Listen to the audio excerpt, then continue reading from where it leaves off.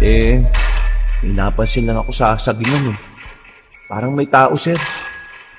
O mga tao talaga. Parang madami sila eh. Hindi ko alam kung ilan. Peter! Please naman! Pakawalan mo kami rito! Huwag kang makinig sa matandang yan! Sila ang gumawa nito sa atin! Walang mangyayaring masama sa'yo!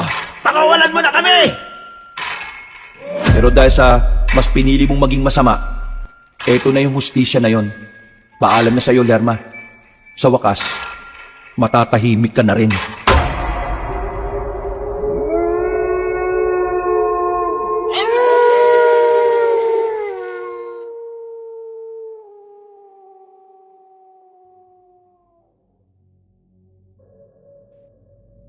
Pinagpalang araw sa inyo, kabanong. Ganon din sa lahat ng mga kabangers at mga kayanggaw. Ako nga pala si Peter. Hindi ko tunay na pangalan. Taga Metro Manila po ako. 24 na taong gulang. Bagong graduate at 1 taon pa lang bilang civil engineer. Bago pa man ako masanay sa buhay ng Maynila, yung gising ng alas 4:30 ng madaling araw, traffic, kapeng almusal at overtime sa opisina, dumating agad ang pagkakataon na hindi ko inaasahan. Isa ako sa mga napili ng kumpanya naming telco para magsagawa ng field survey sa mga lugar na pwedeng pagtayuan ng mga bagong towers sa Kabisayaan. Excited ako nung una. Ibig sabihin kasi nito ay makakalayo ako sa polusyon at maingay na lungsod. Isa pa, kasama ko ang 2 matagal ko nang kakilala na si Simon, ang may kayabangan naming site supervisor, at si Parker, ang chubby kong katrabaho na maingay pero magaling sa technical na trabaho. Sa totoo lang ay masaya talaga ako. Kapag kasi sila ang kasama ko ay para lang kaming naglalaro, pero ginagawa pa rin namin ng tama ang trabaho. Kapag kasi si Simon at Parker ang katuwang ko, hindi ko ramdam ang pagod. Parang lakbay barkada lang ang dating namin palagi na may halong trabaho. Katulad nung araw na yon. Pero hindi ko alam na sa paglalakbay namin ito ay may mga bagay pala akong makikita at mararanasan na hindi ko man lang maisalarawan sa kahit na anong plano o blueprint ng buhay ko. Paalala lang po, hindi mga tunay na pangalan ng mga tao at mismong lugar ang binanggit ko. Para na rin po sa seguridad namin. Muli, kabanong, ako si Peter. Kabanong, mga kabangers at mga kayanggaw. Ito ang aking kwento.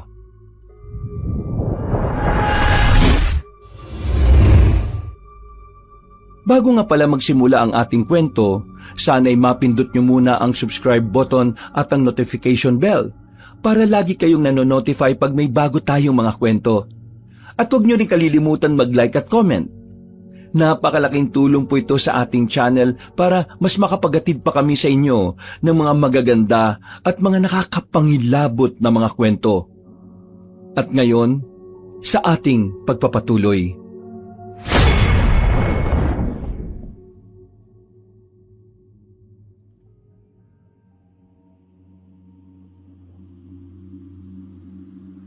Biyernes ng gabi na kami umalis sa Ormoc. Nagrenta kami ng lumang pickup na pinatatakbo ng isang driver na si Kuya Enan. Matandang Bisaya na parang kabisado na ang lahat ng kalsada sa Leyte. Habang tumatakbo ang sasakyan, nakikita ko ang unti-unting paghina ng signal sa cellphone. Expected ko na to, kaya nga kami nagpunta sa lugar na to para palakasin ang signal sa nasabing lugar.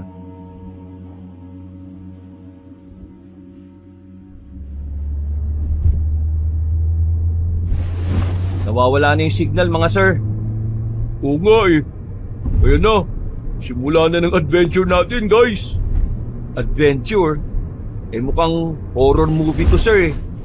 Buti na lang, dala ko tong emergency flashlight ko. Para kung sakaling mawalan ng ilaw ready ako. Grabe yan ah. Parang buong ilaw sa lugar nyo, dala-dala mo, Peter ah. Oo nga, sir At full charge pa to. Mas mabuti ning ready para sa kahit na anong sakuna. Ayos ka. Sakuna ka agad. Wala pa ngang nangyayari. May dala rin akong power bank dito. 20,000 milliampere na to. Pinadala pa to sa akin ng pinsan kong nasa Amerika eh. Sir Simon, narinig mo ba yung sinabi nitong bata natin? 20,000 milliampere daw, yung power bank niya. Ayos talaga tong si Peter natin eh. Oo nga eh. Kaya gusto ko ngang laging sinasama yan. Hindi na kailangan manduan eh. Alam na niya ginagawa niya. Pero, relax lang tayo guys ha. Late lang tong pupuntahan natin. Maganda sa lugar na to. At may kuryente rin naman. Pero, ewan ko lang din sa area na pupuntahan natin ha. Balita ko kasi, nagkakaroon ng madalas na pag-brownout dun eh. Mas okay na to, sir. Baka mamaya yung mapunta natin, may aswang. Di ba ganun daw yon? Kapag mga probinsya may mga aswang daw. Walang yaka, Peter. Napatawa mo ako ron ah. Ilang taon ka na ba at nagpapaniwala ka pa rin sa mga aswang-aswang na yan? 24 ho. Totoo naman yung sinasabi ko mga sir eh. Kahit civilized na yung ilang lugar sa probinsya, meron pa rin mga aswang at ibang kababalagan. Hindi natin yung pwedeng ipagsawalang bahala. Kakanood mo yan ng mga horror movies eh. Napaismid lang ako kabanong habang nagtatawanan sina Simon at Parker. Sa kabilang banda ay napansin kong itsura ni Kuya Enan na parang naniniwala rin sa mga sinasabi ko. Mas naniniwala ako sa reaksyon niya dahil taga dito siya mismo sa nasabing probinsya. Nanahimik na muna ako at naglaro na lang sa cellphone na sobrang hina na ng signal. Habang patuloy kaming umaakyat sa makipot na daan, halos wala na kaming nakasalubong. Ang mga ilaw sa poste ay unti-unti na ring nababawasan. Hanggang sa puro dilim at tunog na lang ng makina ang naririnig ko. Paminsan-minsan ay may makikita akong lumilipad na mga ibon sa gilid ng bintana. Parang paniki ang tingin ko. Kaya lang mas malaki. Makalipas ang ilang oras, pagdating namin sa harapan ng karatulang gawa sa kahoy na may nakasulat na maligayang pagdating sa baryo Taglawig, biglang huminto sa pagmamaneho si Kuya Enan. Huminto kami sa gilid na may nakapark ding mga sasakyan. Meron doong 2 kubo at mga tao ring tila dayuhan din na katulad namin. Nagtaka kaming 3 at sabay-sabay na napatingin sa kanya. Narinig ko ang pagtatanong ni Simon na nasa tabi ng driver's seat. Ayon nga kay Kuya Enan, ay hanggang doon na lang daw ang paghahatid niya sa amin. Sabi pa niya, mahirap na daw kasi kapag dumiretso ng ganitong oras, lalo na at madulas ang kalsada sa banda roon. Mahirap magmaneho kapag gabi at madilim. Baka ito pa ang maging dahilan ng aksidente. Hanggang dito mo na lang kami ihatid. Sa pagkakaalam ko, ang sabi sa akin kanina sa telepono nung kausap ko, pagdating sa arko ng Baryo Taglawig, mga 3 kilometro pa raw yung sityo na pupuntahan namin eh. Narinig ko nga rin yun. Paano yan, Kuya Enan? Dapat pala nung una pa lang sinabi niyo na sa amin na hanggang dito niyo lang kami ihatid. Umarkilan na lang sana kami ng ibang driver. Hindi na ako nakisabat pa sa reklamo ng mga kasama ko, kabanong. Nakinig lang ako hanggang sa magpaliwanag na si Kuya Enan sa kanila. Iginit nga ng Ginoo na mas mabuting ipagpabukas ang biyahe dahil marami ang naaksidente sa pagpupumilit. Ipinaliwanag niya rin sa amin na bukas ay may magpipick up sa amin na nagngangalang Mang Otek, kung saan tiga roon mismo sa sityo. Nang marinig ko yun, ay nakisabat na nga ako para hindi na rin uminit ang usapan nilang 3. Oh, yun naman pala mga sir May susundo naman pala sa atin bukas. Siguro, tama lang din na pakinggan natin si Kuya Enan. Total, siya naman ang taga rito Sigurado kung alam niya ang sinasabi niya. Kaya mabuti pa, makinig na lang tayo mga sir. May magagawa pa ba tayo? Tsaka, ang tanong, saan tayo tutuloy ngayon? Huwag niyong sabihin, doon sa kubo na yun ha? Palagay ko nga sir, kasi yung 2 sasakyan nandun no. Tapos may mga tao rin sa labas. Mukhang ganun din ang bilin sa kanila. Kaya sumunod na lang tayo. Sila ang nakakaalam ng mga rules and regulation dito eh. Mas okay na sundin natin yon. Sa mga ganitong probinsya pa naman, mas mainam talaga na sumusunod tayo sa mga ganitong klase ng mga patakaran. Sus, yang ka na naman eh. Papasok mo na naman ang Aswang Chronicles mo eh. Napangiti lang ako kabanong dahil sa huli ay wala na rin naman na magagawa ang mga kasama ko kundi ang sundin ang sinabi ni Kuya Enan. Doon nga kami pansamantalang nagpalipas ng gabi kahit hindi rin trip ni na Simon at Parker ang lugar. Katulad ko, wala rin naman kami magagawa kahit umangal kami ng umangal. Sa kabilang banda, napakatahimik ng lugar. Mahina ang ihip ng hangin, pero malamig at talagang nanunuot ito sa balat. Nang nabigyan na kami ng sinid na matutulugan, humiga kagad ang dalawa kong kasama at mabilis na nakatulog. Paayo-ayo pa tong mga to. Ang bibilis din naman pala makatulog. Hindi man nga lang tumagal ng 3 minuto. Mga humihilik-hilik na. Napapailing ko silang minasdan bago naiga sa tapat ng bintana. Nang tila dinadalo na rin ako ng antok, ay muling umihip ang malamyang hangin. Pero sa pagkakataong ito, ay umalingasaw ang tila amoy lupa na parang may halong asim ng nabubulok na halaman. Napabalikwas tuloy ako ng bangon at sumilip sa labas.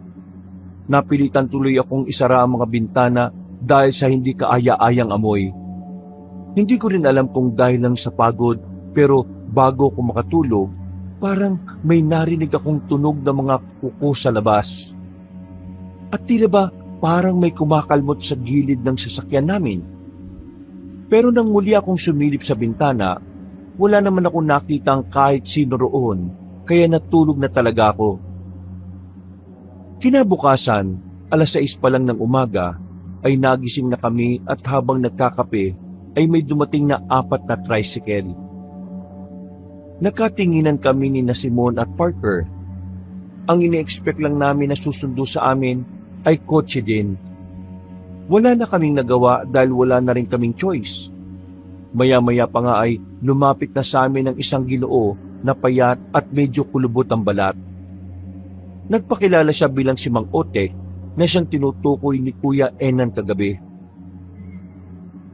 Pagkatapos namin siyang makausap, ay nag-ayos na rin kami ng mga sarili. Makalipas ang 1 oras, ay umalis na rin kami. Sumakay kami sa tricycle at nagsimula na ang biyahe papasok sa pinakaloob ng baryo. Habang binabagtas namin ang daan, ay napansin kong tila unti-unting nag-iiba ang ambience ng paligid. Mas dumami ang mga puno at mas nangaunti ang mga bahay. Ilang minuto pa ay nakarating na kami sa may gitnang bahagi kung saan may maliit na barangay hall na gawa sa kahoy. Huminto kami roon para kausapin ang namumuno sa lugar para sa pagsasurvey. Si Simon na ang kumausap sa kanila at nagtambay na lang kami ni Parker sa labas para tumingin-tingin sa paligid. Magla-live pa naman sana ako.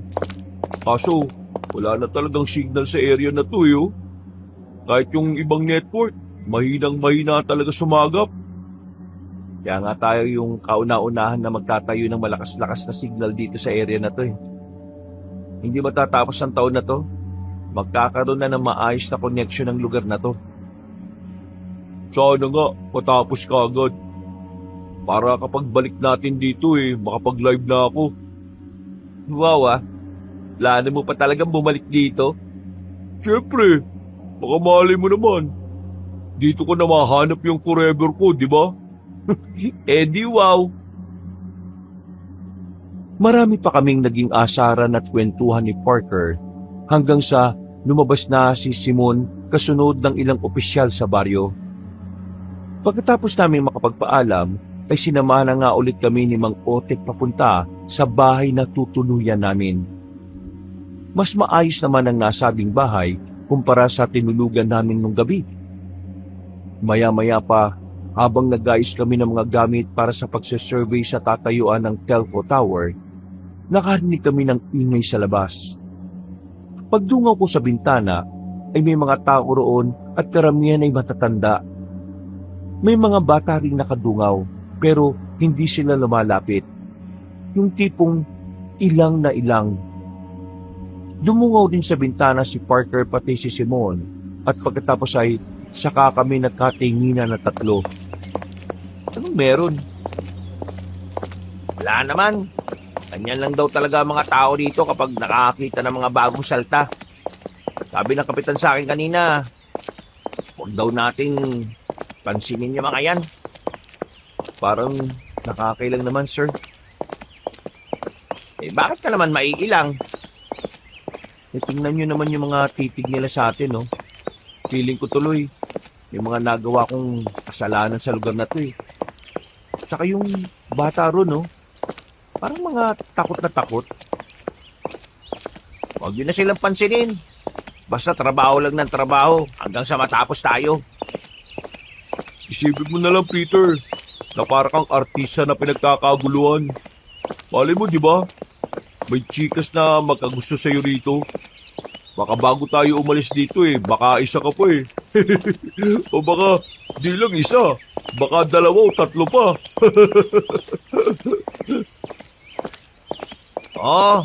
Tama yung sinabi ni Parker. At least, uuwi ka na, nakabengbang ka ng chikas. Kayo talaga, pagdating sa mga ganyang kalokohan, ang bibilis nyo talaga. Trabahong pinunta natin dito, no? Parte yun ng trabaho natin.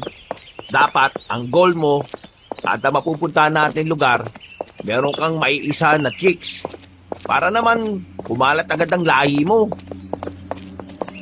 Hindi na ako umimik. Umismid na lang ako sa kabinitbit ng bag na naglalaman ng mga gamit. Ganun na rin ang ginawa ni na Simon at Parker habang nagtatawanan. Paglabas namin ng bahay, nandun pa rin ang mga iilang tao na nakatingin at parang sinusuri kami mula ulo hanggang paa. Pakramdam ko tuloy para silang mga frisking guard o monitor na iniiskan pati kaloob-looban namin. Ilang na ilang talaga ako, kabanong. Nang palabas na kami sa kahoy na gate, may lumapit sa amin na isang matandang babae. Sa tingin ko nasa 60 years old and above na siya. Maliit lang. Medyo may puti-puti na sa mahabang buhok. Morena at kahit makinis sa mukha niya, mahalata mo na rin ang katandaan. Nang magtama ang mga mata namin, hindi naman ako nakaramdam ng takot pero feeling ko merong kakaiba sa kanya. Ngumiti siya at nakipagkamay kay Simon dahil yun ang nauuna sa amin. Magandang araw po. Magandang araw din. Ako nga pala si Manang May. Ako naman po si Simon. Itong kasama ko si Peter. At yung malusog sa tabi niya, si Parker naman po. Ano pong may paglilingkod ko sa inyo, Manang May? Wala naman akong kailangan sa inyo. Gusto ko lang kayong makilala na mga sinasabi ni Kapitan sa amin nung nakaraang araw pa. Sabi rin ni Otek, mga taga Maynila raw kayo na magsasurvey para sa itatayong tower ba yun? O poste? Tama ba ako, iho? Oo, Manang. Kami nga ho yun. Mga ilang araw kayo dito. Pasensya na kung matanong ako, ha? Gusto lang kasi naming paghandaan ng pamamalagi nyo dito para naman maisipan nyo ng bumalik-balik. Salamat naman po pero hindi nyo na po kailangan mag-abala pa. Nakakaya naman. Hindi nyo kailangan maya sa amin lalo na sa akin. Talagang gusto lang namin na masulit na mga dayuhan ang pananatili nila rito. Katulad nyo. Ganun no ba? Sige ho. Kayo bahala. Salamat po in advance, Manang.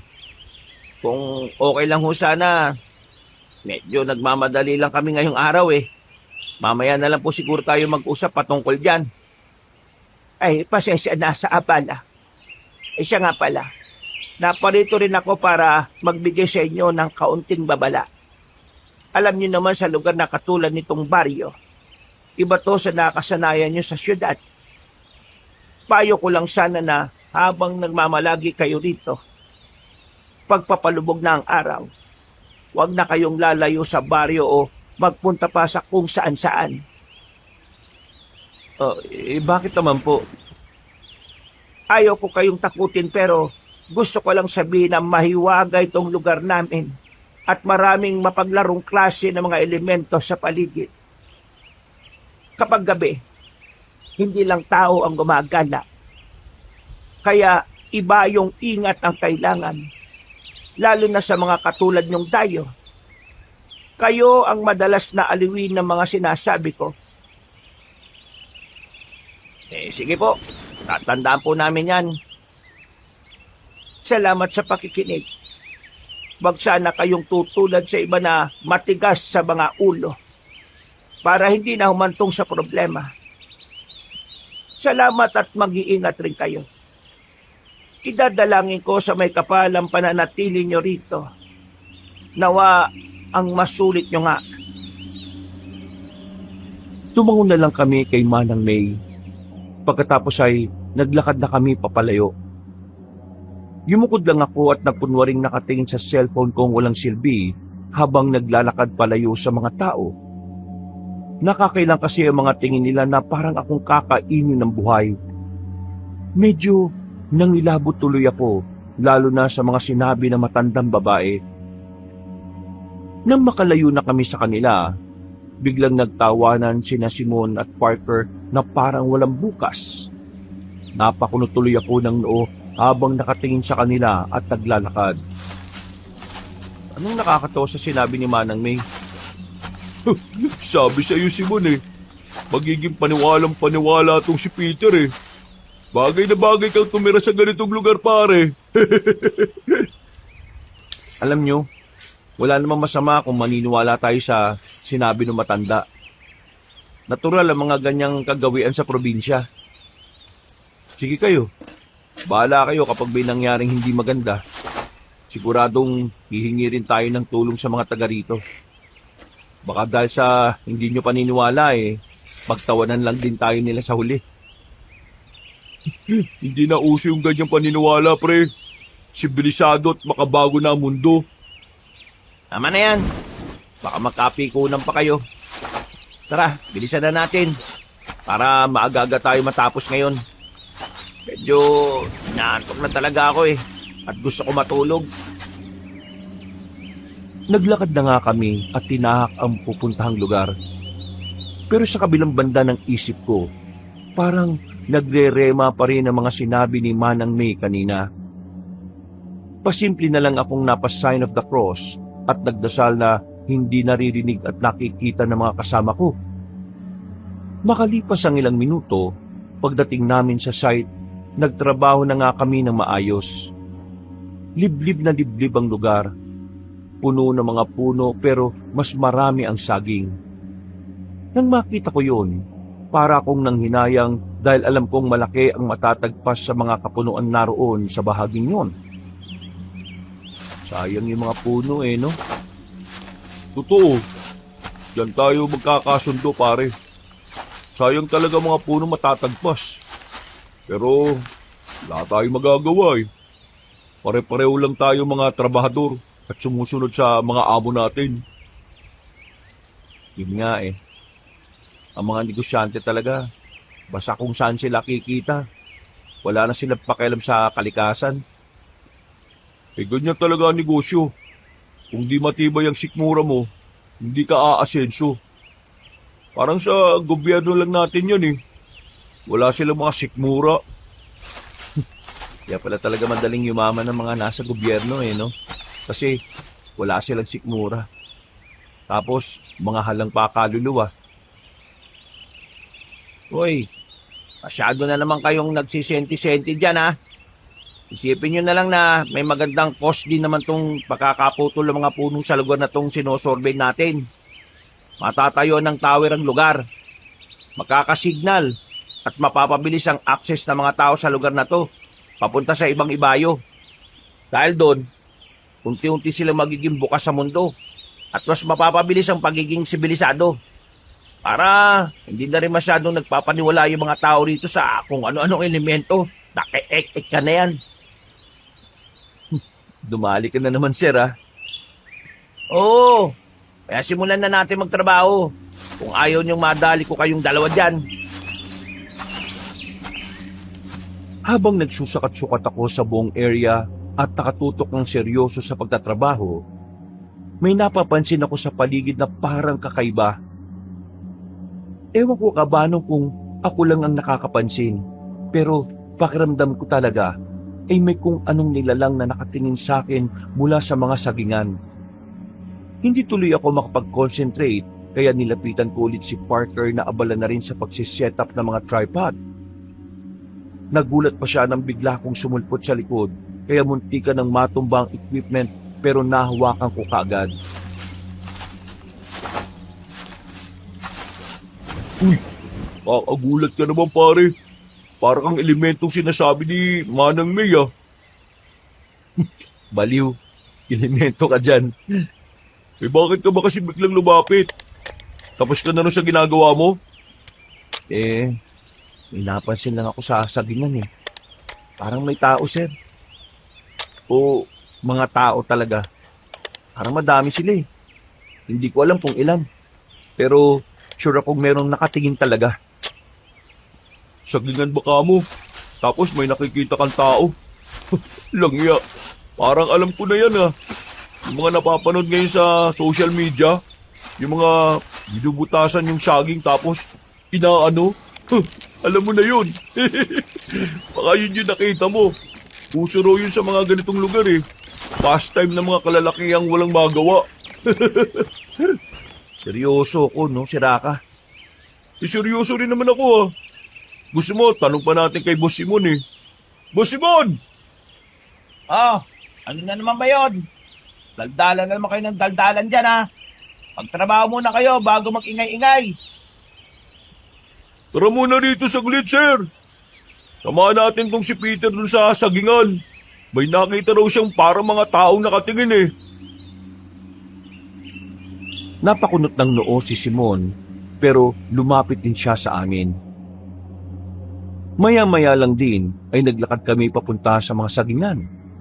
At ganoon na lang ang gulat namin nang makakita nga kami ng butas sa ilang mga saging na naroon. Nagkatinginan pa kaming tatlo bago napahalakak na malakas sina Simon at Parker. O di ba? Sabi ko naman sa iyo eh. Hindi ko nilalata, pero pastime talaga ng mga kalalakihang taga-probinsya ang pagtira sa puno ng saging. Nagya, halos lahat yata ng katawan ng saging may butas eh oh. Gagi, mabidyo't nga. Legit pala talaga. Ipopost ko to kapag pauwi na tayo. Kapag may signal na. Kawawa naman yung mga saging oh. Nabuntis ng walang kalaban-laban. Wait. Ano kaya lasa ng mga bunga niyan? Ayaw ko nang isipin oh. Iiwas muna akong kumain ng saging sa lugar na to. Ako rin, boss.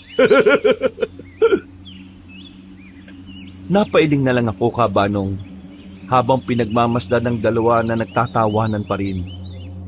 Nagbidyuhan pa nga sila na pakunwari ring pinagsasamantalaan ng puno ng saging. Tawa lang sila ng tawa pero nang mapatingin ako sa hindi kalayuan ay meron talaga ako nakitang maitim na nilalang. Namumula ang mga mata at bigla itong tumakbot na wala sa mga halamanan. Natulala talaga ako't nang hinabot. Tila bumalik lang ako sa wisyo nang mapatingin sa akin sina Simon at Parker na nagtatawanan pa rin. Maya-maya na nga tayo magkulitan. Trabaho na. Para mabilis tayo matapos. Ito kasing si Peter eh. Tara na nga. Makauwi na rin tayo kagad. Umismid na lang ako at tinalikuran sila. Nagpatuloy na nga kami sa pagtatrabaho at dahil sa madali lang ang ginagawa ko, ako ang naunang matapos sa kanila. Hindi muna ako lumapit sa mga kasamahan ko. Hinayaan ko lang sila. Baka kasi magpatulong kapag inabala ko pa. Iginala ko ulit ang tingin ko sa paligid hanggang sa madako ulit ako sa sagingan. bigla ko na lang ulit tuloy naalala ang nakita kong itim ng nilalang kanina. Yun na nga kayong sinasabi ni Manang May na mga kakaibang elemento. Totoo naman yung nakita kong yun. Sigurado kong hindi ko guni-guni yun. Napahawak ako sa dibdib at napabuntong hininga ng malalim. Pagkatapos ay muli akong napa-sign of the cross hanggang sa maramdaman kong naiihi na ako. Dahil mapuno naman sa lugar, lumayo lang ako kaunti sa side at naghanap ng maiihian. Sa gilid ng mayabong na puno ay doon ko napili. Habang umiihi, ay gumala-gala pa rin ang mga mata ko. Nang humangin ay tila nag-iba ang amoy ng paligid. Ganitong-ganito yung naamoy ko kagabi nung matulog kami roon sa huling pinaghatiran sa amin ni Kuya Enan. Napatakip ako ng ilong dahil parang nabubulok na ewan at talagang nakakasuka. Hanggang sa makarinig ako ng mga kaluskos mula sa hindi kalayuan. Sinundan nyo ng kakaibang tunog ng kung anong hayop. Akala ko nga talaga nung una ay mga hayop na ligaw lang. Pero napansin ko na naman ang maitim na nilalang. Mabilis yung tumakbo-takbo at nagpalipat-lipat sa pwesto. Kaya minadali ko na ang pag-ihi. Hindi ko na nga halos napagpag ng maayos. Pagkasara ko ng zipper ay may tumulong kung anong likido sa noo ko. Dahan-dahan akong napatingin sa itaas ng puno at doon ko na nga nakita ang nakakatakot na nilalang. Sigurado akong maliit lang siya. Nangingintab sa pagkaitim ang balat. Namumula ang mga mababalasik na mga mata. Matutulis sa mga kuko at ngipin. Mahaba ang manipis na dila at naglalawayon na tumutulo-tulo sa akin. Ngumiti siya, kaya mas lalo kong nahintakutan. Pagkalaon ay nawala rin ang ngiti niya at napalitan ng nakakatakot na may hinang pag-ungol. Sa pagkabigla ko at pagkataranta, umatras ako kahit nakatingala pa sa kanya. Kaya na out of balance ako. Pagkatumba ko ng patihaya, napatingin ulit ako sa nasabing puno pero wala na roon ang nasabing nilalang. Dahil doon, ay dali-dali kong iginala ang tingin hanggang sa marinig ko sa paligid ang kanyang mahinang pag-ungol. Dali-dali akong tumayo at tumakbo pero sa pagkataranta ay natisod ako sa nakausling ugat ng punong inihian ko. Natumba ako, tumama ang ulo sa isang puno. Nang babangon na sana ako, ay biglang nagkulay pula ang paningin ko sa kaliwa. Hinawakan ko yon at saka ko lang napagtanto na dumudugo ang kaliwa kong noo. Narinig ko na naman ang pagaralgal na ungol at pagbaling ko sa kanan ay nakita ko ang nakakatakot na nilalang kanina. Handa na niya akong sakmalin kaya napasigaw ako ng malakas. Dahil dito ay natigil sina Simon at Parker sa kanilang ginagawa. Patakbo silang pumunta sa kinaroroonan ko.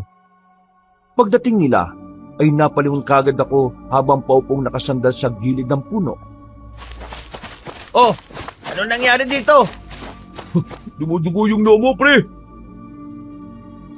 Hindi na ako nakasagot dahil bigla akong nakaramdam na matinding pagkahilo. Malamang dala yun ng nerbiyos. Iginala ko muna ang tingin sa paligid.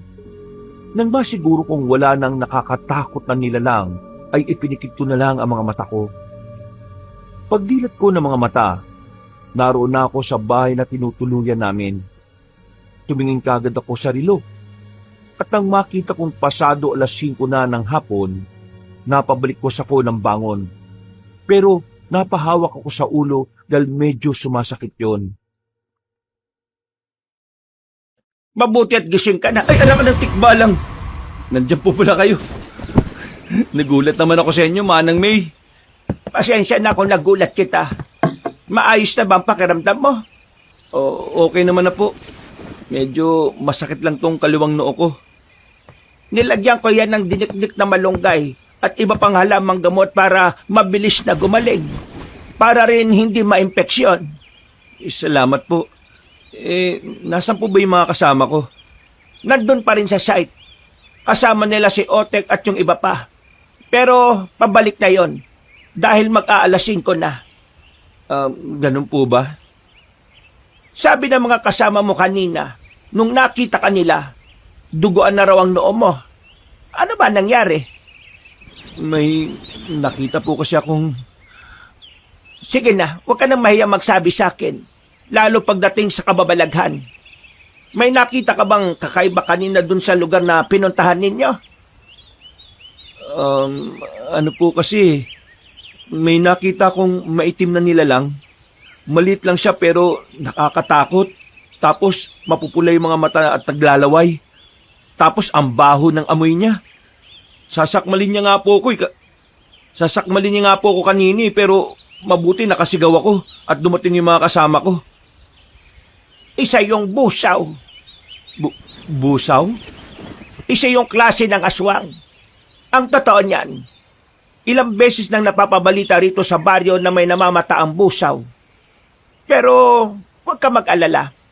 Dahil wala pa naman kaming nababalitaan na merong dayuhan dito na sinalakay ng busaw. Kaya ipanatag mo ang loob mo. Salamat po, Manang May. O siya, sige. Maiwan na muna kita para mas makapagpahinga ka pa. Inumin mo itong tsaa. Mas mapapaginhawan niya ng kalamnan at ang isip mo.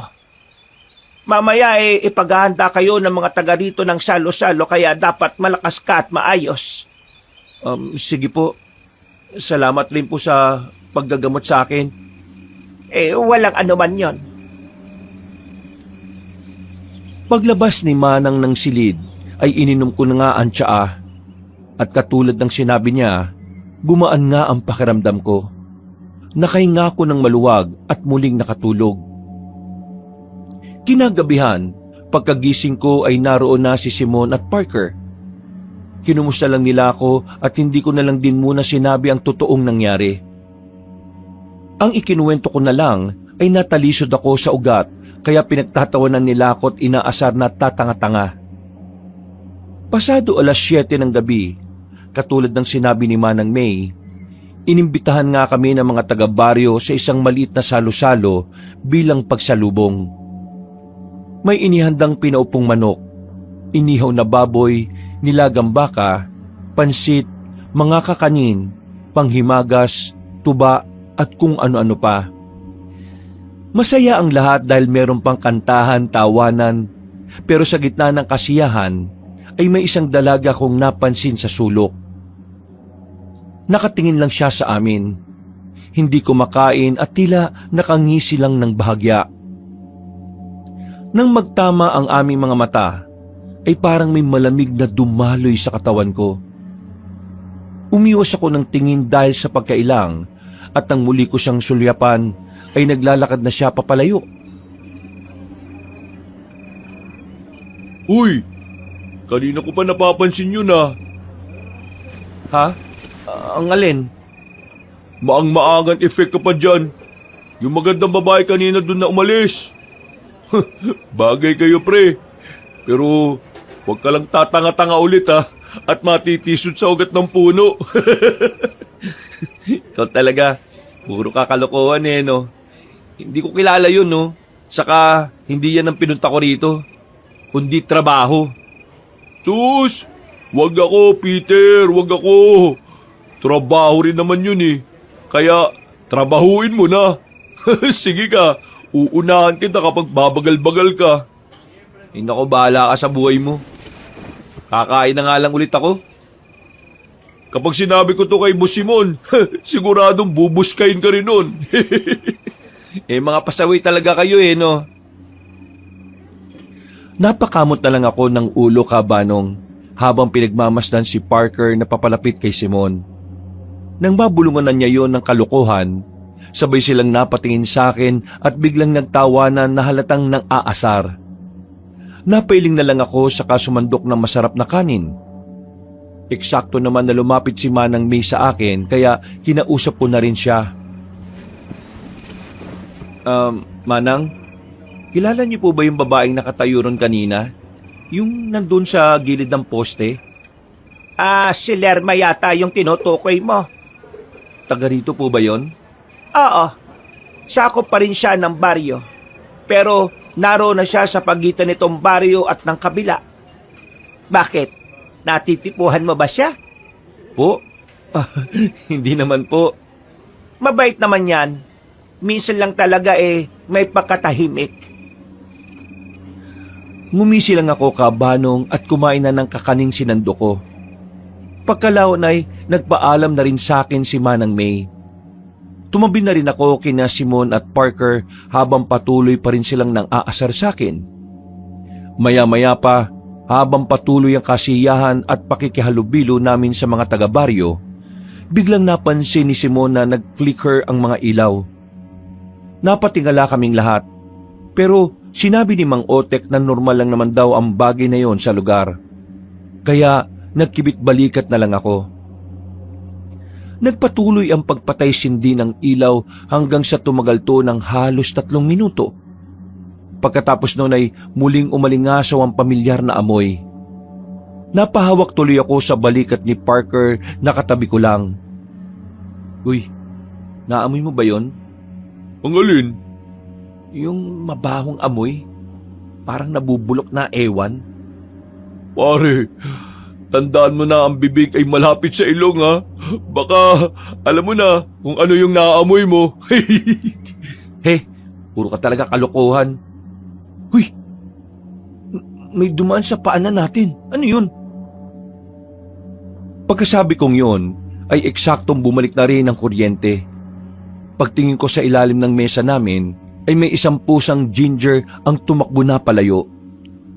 Tinawanan naman tuloy ako ni na Simon at Parker. Pagkalaon ay nagpatuloy na ang kasiyahan habang umangata kami ng pagkain. Mabilis na lumipas ang oras.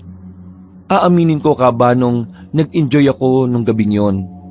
Pero may parte ng isip ko na hindi pa rin maalis-alis yung nangyari nung umagang yon. Sa tuwing pipikit kasi ako, ay parang nakikita ko yung sinasabing busaw ni Manang May. Dahil doon, ay nilibang-libang ko na lang ang sarili ko sa paglalaro ng offline game sa cellphone. Tumigil lang ako nang marinig ko si Parker na humihilik na ng malakas. Grabe naman to kung makahilik talaga tong si Parker oh. Parang wala nang bukas eh.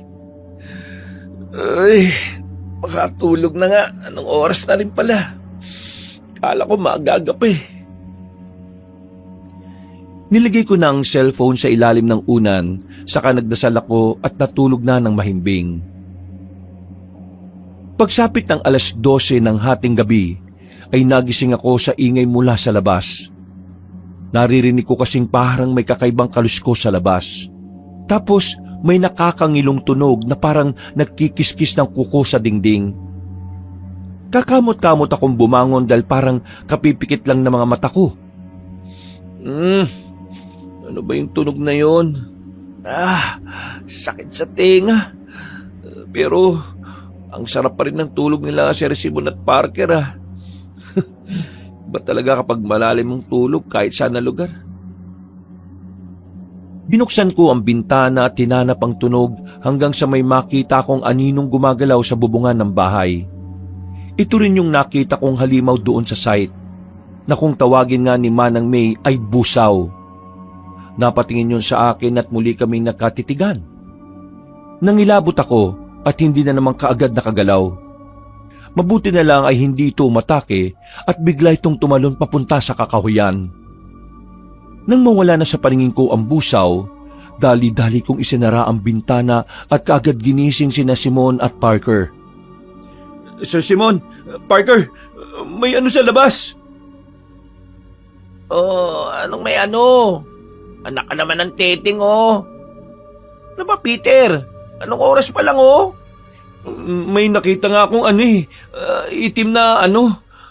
Uy, ano nga ano? Puro ka ano dyan eh. Eh kung anuin kaya kita dyan sa kakaano mo. Di ba? Labo mo pre. Meron nga talaga ako nakita. Galing sa bubong. Siguro pusa lang yung pre. Ano ba? Hindi, aswang yun. Yun din yung nakita ko kaninang umaga. Ay nakoy, tulog mo na lang yan, Peter. Huwag mo na kaming istorbohin. Natigilan kaming lahat dahil biglang may kumalubog sa bintana. Nakita namin na may tumama roon na kung ano, kaya sabay-sabay kaming napatingin. Dahil dito ay parehong napabalikwas ng bangon sina Simon at Parker. Ako naman ay napatras palayo sa bintana dahil malapit yun sa kinahihigaan ko. Hinayaan ko lang silang lumapit. At pagbukas ni Simon sa bintana, sumilip siya sa labas. Ganon din ang ginawa ni Parker. Pareho silang nagpagala-gala ng tingin pero wala naman silang nakitang kahit na ano. Nang tingnan namin ang bakas sa bintana, para lang yung basang kung anong malambot na bagay na tumama roon.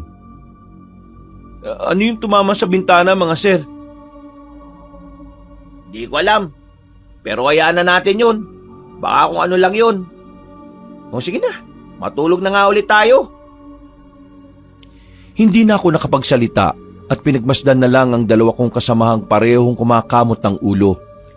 Ramdam ko ang pagkainis nila dahil nga sa naalimpungatan sila pareho sa ginawa kong paggising. Pagkahawi pa loob ni Parker ng kurtina, tumingin siya sa akin na tila naiinis pa rin. O yan, nawi ko na paloob yung kurtina ha, para hindi kung ano-ano yung nakikita mo.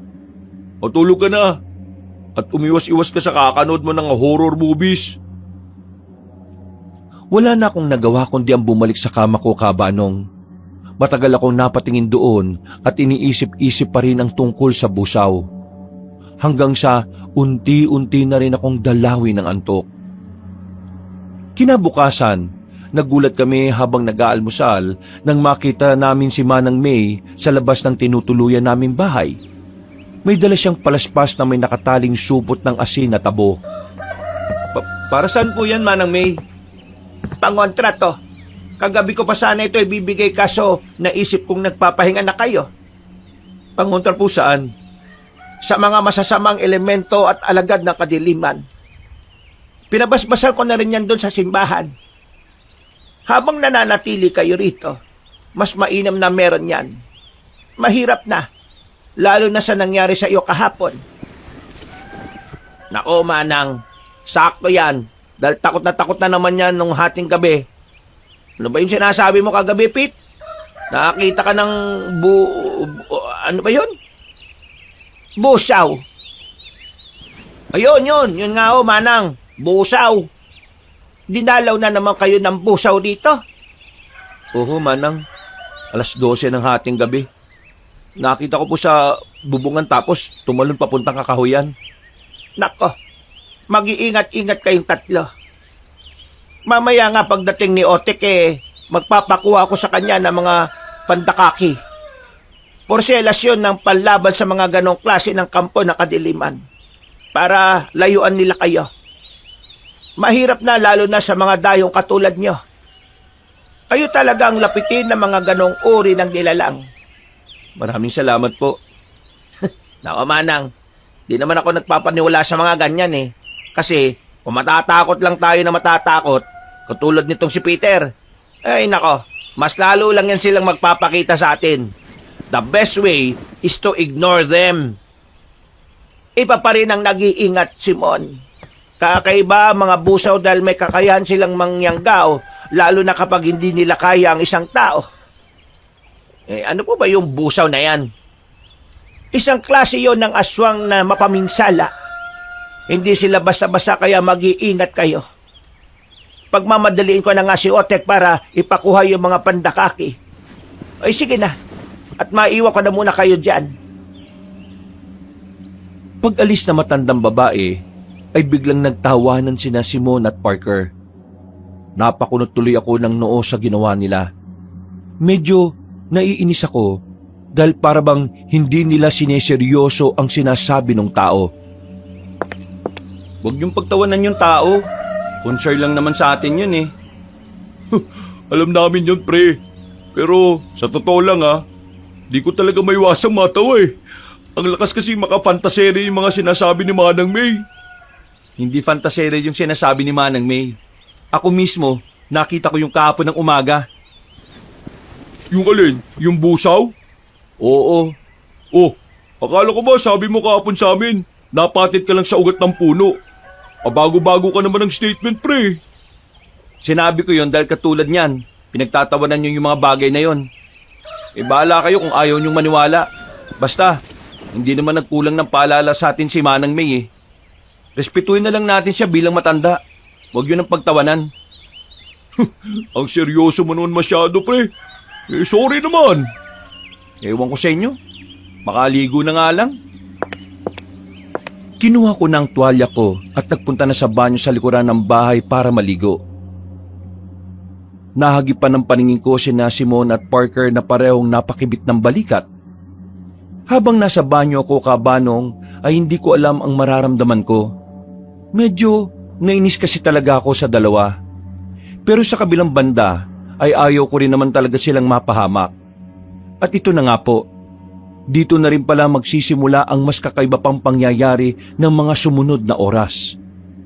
Pagkatapos namin mag-ayos ng mga sarili ay nagsimula na ulit kami sa survey namin sa bundok. Bit-bit ang mga gamit kasama namin ang anak ni Mang Otek na si Kito bilang gabay. Wala kasi ang Ginoo dahil meron itong inaasikaso sa bayan. Meron ding inuutos si Manang May sa kanya patungkol nga sa porselas na pandakaki. Pero habang lumilipas ang oras, napapansin kong parang may kakaiba na naman sa paligid. Pati na rin sa mga kasama kong kapwa surveyor. Habang abala ang lahat, napansin ko ang kakaibang kilos ni Parker. Kani-kanina lang ay ang saya-saya pa nila ni Simon. Pero tila bigla na lang silang nanamlay. Hinayaan ko na lang siya nung una pero nagulat na lang ako nang bigla siyang tila natulala na nakangiti lang habang nagmi-measure kami ng lupa. Nilapitan ko siya at doon ko nakita ang mga maliliit na ugat sa ibabang parte ng liig niya. Medyo namumula rin ang gilid ng kanyang mga mata na parang naiirita sa init ng araw. Sir, okay ka lang? Ha? Oo naman. Bakit nakatulala ka kanina? Tapos pangiti-ngiti ka? Ha? Wala. Ano yung nasa leeg mo? Parang nangingitim ang ugat mo dyan banda. Ha? Eto. Siguro, kinagat lang ng lamok. Kinagat ng lamok? Nangingitim eh. Wala nga sabi to. Ang kulit mo naman eh. Ha? Di okay. Pasensya na. Nasigawan kita eh. Pero wala lang to, promise. Okay, sige. Pero seryoso ako ah. Magpatingin ka kay Manang May mamaya. Wala nga to, Peter. Baka nga kagat lang ng kung anong insekto. Sige na, doon ka na nga muna. Medyo hindi ako makapag-concentrate sa pagme-measure eh. Napakibit na lang ako ng balikat. Pagkatapos ay lumayo na ako kay Parker. Pagtingin ko naman kay Simon, parang kakaiba rin ang ikinikilos niya. Parang medyo mainit din ang ulo niya at dinig na dinig ko kung paano niya sabunin si Keto. Pumagitna na ako sa kanila para hindi na mauwi pa sa away. Nakikita ko rin kasi si Keto na parang papalag na. Sir Simon, chillax lang. Magpahinga na nga muna tayo dahil masyadong mainit ngayong araw eh. Bumalik na lang tayo mamayang hapon. Kaunti na lang naman yung gagawin natin. Tama. O na muna magpatuloy nitong ginagawa ko. Nakakainit kasi ng ulo yung si Keto eh. Dapat talaga si Mang Otek na lang yung nandito eh. Sige sir. Magpahinga na muna kayo ron sa lilim. O kaya, mauna na kayong bumalik ni Parker sa baryo. Sabay na lang kami nitong si Keto umuwi. At tapusin ko na lang tong ginagawa natin. O sige na. Bilisan mo dyan ha. Makaalis na nga. Pabalagbag na hinagi sa akin ni Simon ang equipment na hawak niya. Kamuntikan ko pa nga tong hindi masalo.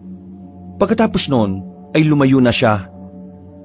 Humingi naman ako ng paumanhin kay Keto. Mabuti na lang din ay maunawain ng taong yon na hindi naman nagdamdam. Sinabi pa nga niya sa akin na parang kakaiba ang ikinikilos ngayon ni Simon at Parker. Makaklose kasi sila kagabi nung kasiyahan, kaya nagtataka rin ang binata sa kakaibang asta ng mga kasama ko. Napakunot din ako ng noo. Napansin din pala ni Keto ang tungkol sa mga bagay na yon. Nagtrabaho kami at tinapos ko na rin ang lahat para hindi na kami bumalik mamayang hapon. Mabilis ang paglipas ng oras. Pagbalik namin sa tinutuluyang bahay ay naabutan kong natutulog ng mahimbing si Simon. Si Parker naman ay wala sa kwarto kaya hinanap ko siya sa palibot ng bahay. Hanggang sa maabutan ko siya sa likod malapit sa banyo. Nakatayo siya sa poso at paulit-ulit na naghihilamos ng mukha habang tumatawa na mag-isa. Ilang segundo ko rin muna siyang pinagmasdan bago lapitan. Pre, ayos ka lang ba? Oo naman, pre. Medyo mainit lang yung pakiramdam ko kaya panay ang pagilamos ko ng muka. Parang gusto ko na maligo na lang ulit eh. Pwede namang maligo. Ha? Nagulat na lang ako nang ibuhos niya sa sarili ang laman ng balde. Nakita kong nakalawit sa bulsa niya ang cellphone kaya dali-dali ko yung kinuha. Uy pre, yung cellphone mo baka mabasa. Nang magtama ang paningin namin, nagulat ako dahil mas tumindi ang pamumula ng mga mata niya. Pati yung itim-itim sa leg niya ay mas dumami at mas kumapal. Pero matapos siyang mahimasmasan dahil sa pagkabasa ng tubig, unti-unti ring nawala ang mga yon. Napalunok ako ng laway sa pagkabigla, Kabanong, at kamuntikan pa nga akong matumba nang sinubukan kong umatras. Nang makita niya ako, ay napakunot siya ng noo na tila nagtataka. Oh, bakit parang gulat na gulat ka, pre? Ha? Para ka namang nakakita ng multo dyan. Uy, teka, bakit hawak mo yung cellphone ko? Oh, nagpakabasa nga pala ako. Para kasing ang init-init kasi ngayon eh. Kakaiba yung init eh, no? Ha? Oo nga pre. Uy, favor naman oh. Pakuha yung tuwalya ko tapos pakihagis na lang sa bintana. Salamat pre ha. Sinunod ko na lang ang sinabi niya. Pagkakuha ko sa kwarto ng tuwalya, hinagis ko yun sa bintana. Naupo na lang ako sa kama at tila napapaisip sa mga kawirduhang nangyayari. Napatingin ako sa kama kung saan nakapwesto si Simon. Tulog na tulog pa rin siya kaya medyo nakahinga rin ako ng maluwag. Pagpasok ni Parker ay pinagmasdan ko na lang din siya. Nakampante rin ako dahil mukhang okay naman na siya. Matapos siya makapagbihis ay kinuha niya ang cellphone at nahiga na rin muna para matulog. Humiga na rin ako at pinagmasdan sila sa kani-kanilang kama habang nahihimbing sa pagtulog. Takang-taka man sa mga inasal ng dalawa, masaya pa rin ako, Kabanong, dahil okay naman pala sila sa pag-aakala ko. Hindi ko talaga naisip na pagkatapos ang nangyari kanina ay mas masusundan pa ng kakaibang kababalaghan ng lahat. At ito na nga ang hindi ko talaga inaasahan na mangyayari sa buong buhay ko. Pagsapit ng gabi, wala pa rin si Manang May at Mang Otek. Pero dahil may stock naman ng pagkain, kaya nagluto na si Keto para sa amin. May nagbigay na native na pato at kinatay niya yon para iulam namin. Nang umalingasaw ang amoy ng dugo ng nasabing hayop, kitang-kita ko si Parker mula sa bintana na tila titig na titig sa sariwang karne ng pato. Hindi ko nga alam kung refleksyon lang yon ng ilaw, pero nakita ko talaga na tila kumislap ang mga mata niya. Napadila rin siya na parang natatakam hanggang sa dumungaw na lang din si Simon sa bintana na tila naiirita. Ano ba yung amoy na yon? Sobrang lansa. At ang ingay ng tunog. Sino ba yung nagkakalampag dyan? Ha? Pasensya na sir kung nagising ka. Naghihiwa lang tong si Keto ng karne ng pato na binigay sa atin ng kapitbahay nila. Kinatay namin yung hayop kaya medyo malansa yung amoy. Ganun ba? Itapon nyo na lang kagad kasi sobrang tapang ng lansa Parang sumasagad sa ilong ko. Saka yung ingay. Inaan nyo lang ng kaunti. Sige, ako na pong bahala sir. Itatapon ko na lang yung mga dugo-dugo sa malayo. Uy, bakit mo naman itatapon, pre? Ang sarap nga ng amoy Parang ang sarap isabaw ng dugo ha? Ha? Hindi, biro lang. Ito naman Dinampot ko na kaagad ng supot kung saan nakalagay ang ibang parte ng pato na hindi mapapakinabangan. Kasama na ang balahibo. Yung dugo naman, ipinaagos na lang ni Keto saka binuhusan ng tubig. Nakakagutom naman yan. Natatakam na tuloy ako eh. Parang gusto ko na tuloy sunggaban yung karne eh. Uy, ano ba yung pinagsasabi mo? Okay ka lang ba, pre? Ha? Ha? Oo naman. Sadyang gutom lang talaga siguro. Gutom na gutom. Hindi ko na masyadong pinansin ang kawirduhan ni Parker. Tinapon ko na sa malayo ang basura. At inapuyan ito dahil na rin sa payo ni Keto. Maya-maya, nang matapos na siya, ay niluto na kagad ang karne ng pato. Nagapunan na kami kagad pero umalis na si Keto dahil kailangan na rin siya sa bahay ng kanilang asawa. Pinipilit ko nga siyang magapunan pero tumanggi lang siya ng tumanggi. Hindi ko na masyadong pinilit dahil alam ko rin naman na naiilang siya kay Simon. Habang naghahapunan kami, ay parang mga gutom na gutom ang mga kasama ko. Hindi ko tuloy alam kung ano ang mararamdaman ko. Masarap naman talaga ang pagkakaluto ni Keto, pero kakaiba talaga ang asta nila. Guys, alam kong masarap tong pagkakaluto ni Keto sa pato. At ngayon lang ako nakatikim ng ganito eh. Pero sana maghinay-hinay lang kayo. Baka mabulunan kayo niyan eh. Sir Simon, Sir Parker. Ang sarap talaga eh. At ang gutom na gutom ako. Parang kahit buto nito mauubos ko eh. Grabe ka naman sa pati buto, sir. Ano grabe? May masama ba sa sinabi ko, ha? Wala naman. Basta maghinay-hinay lang. Puro kayong daldal. Kumain na nga lang tayo para maubos na to. Hindi na ako nagsalita at nagsimula ng kumain. Hanggang sa maubos na nila ang sinabawan. May isang prito na natira na sabay kinuha ng dalawa. Nagkatinginan pa sila at naghatakan sa isang pirasong prito. Nakita ko sa mga mata nila ang matinding determinasyon na gusto talaga nilang makuha ng buo ang natitirang karne. Ayaw nilang maghati rito. Guys, huwag na kayo magagawan pa oh. Ito oh, kunin niyo na yung sa akin. Wala pang bawas to. Uy! Dinakma kaagad ni Simon ang pritong nasa plato ko. Kamuntikan pa nga matapon ng kanin sa pagkakadakma niya. Nang mapatingin ako ulit sa kanila, ay doon ko na nakita ang muling pamumula ng gilid ng kanilang mga mata. Nagsulputan din ulit ang may itim na ugat sa mga liig nila. Mga sir, ayos lang ba kayo? Bakit? Mukha ba kaming hindi ayos? Para kasing namumula mga mata nyo eh.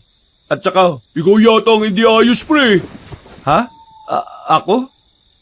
Naririnig ko ang tibok ng puso mo. Ang bilis. Oo nga, pabilis ng pabilis. Natatakot ka ba, ha? Sino kinatatakutan mo? Kami ba? Natatakot ka ba sa amin ni Boss Simon? Bakit ka naman matatakot sa amin, ha? Wala naman kaming ginagawang masama, ha? Kumakain lang tayo ng hapunan dito. Pasimple akong tumayo habang takot na nakatingin sa kanila, Kabanong.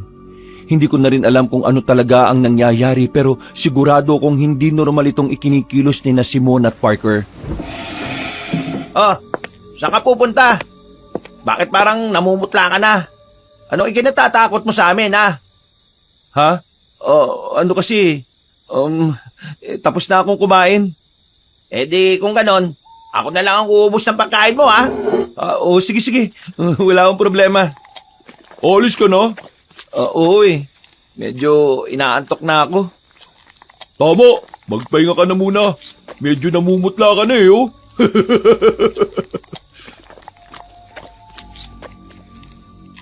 Hindi ko na pinakinggan ang sinasabi nila dahil dali-dali akong tumakbo papunta sa kwarto at nagsumiksik sa kama. Hindi ko talaga alam kung ano ang nangyayari sa mga kasama ko, Kabanong.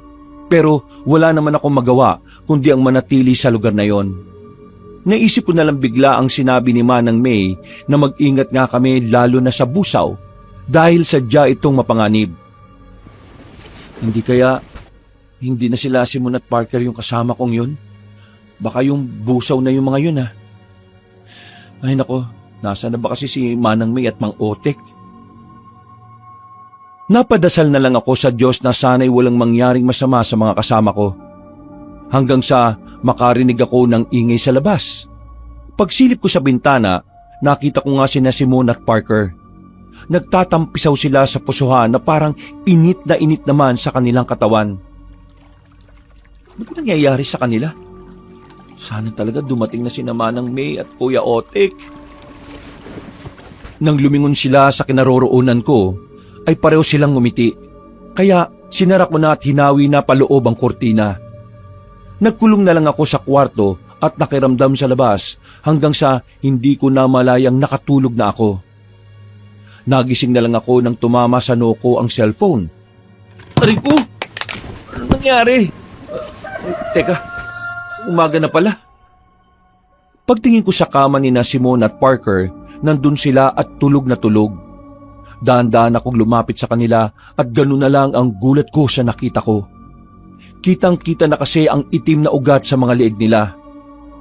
Bukod dito ay gumapang na yon sa magkabila nilang mga sentido.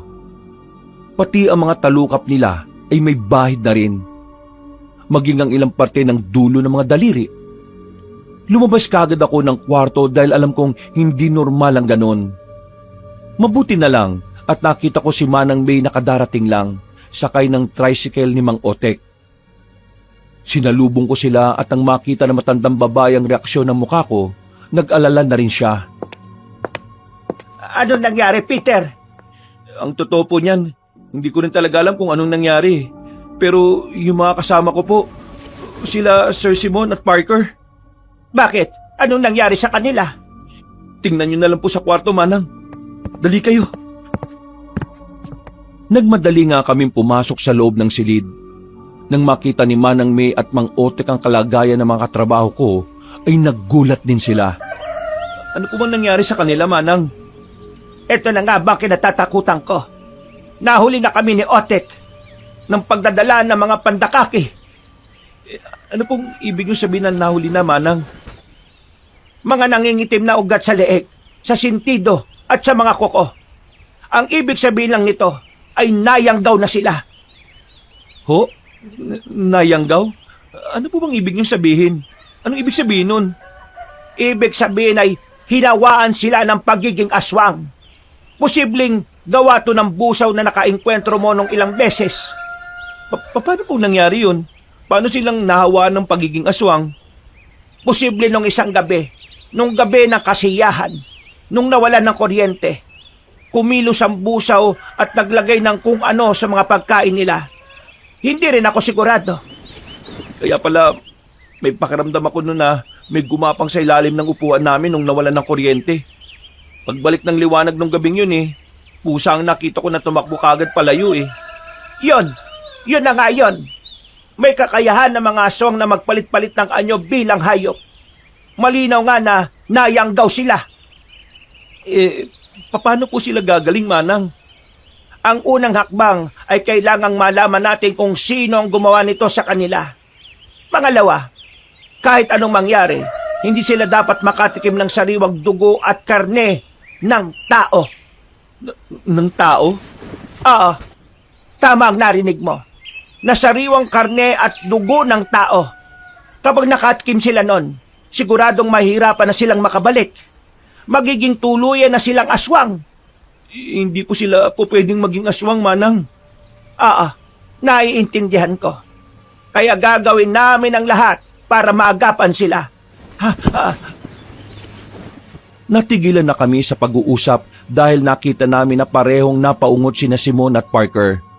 Ilang saglit lang din ay magkasunuran silang napatihaya sa kama. Kahit malamig ang paligid ay pawis na pawis sila.